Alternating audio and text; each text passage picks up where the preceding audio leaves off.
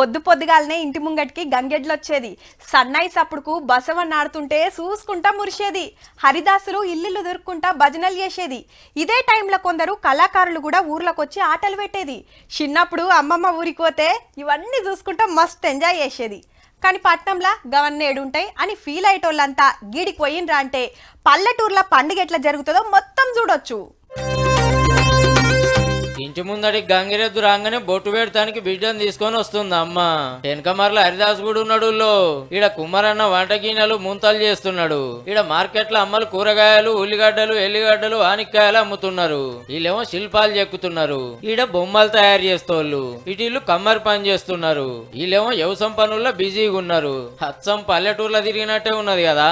పట్నం శిల్పారామం లేసిన సెట్టింగులు ఇవన్నీ. ఊర్లలో సంక్రాంతి పండుగ ఎట్లెట్లా చేసుకుంటారో హైదరాబాద్ పబ్లిక్ కెరక చేస్తానికి పతేడి ఇసొంటి ఇగమతులు చేస్తుంటారు. ఇక పండుగ నాడు ఊర్ల పొంట గంగిరెద్దులు ఆడిచ్చేటోళ్ళు, హరిదాసులు ఇట్లా బొచ్చడు మంది తిరుగుతుంటారు. ఈడికి సుత పట్టుకొచ్చిండ్రు కళాకారులను. మొదలు గంగిరెద్దు ఆడ చూడుర్రి.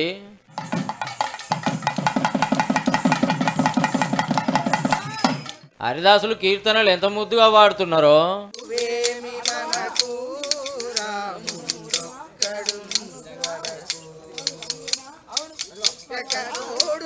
గీళ్ళైతే ఇంకా అదరగొట్టిండ్రు పో. నేను వేసిన వేషధారణ బుడబొక్కల వారండి. అంబరావ జగదంబారావే, అంబరవేణి బాలారావే, కంచిలోన కామాక్షి పలుకు.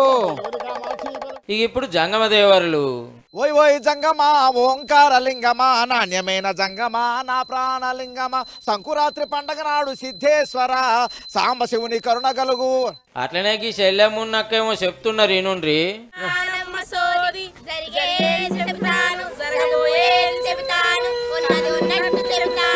ఆంధ్రా నుంచి దేవర పెట్టేటోళ్ళు సుతొచ్చిర్రు.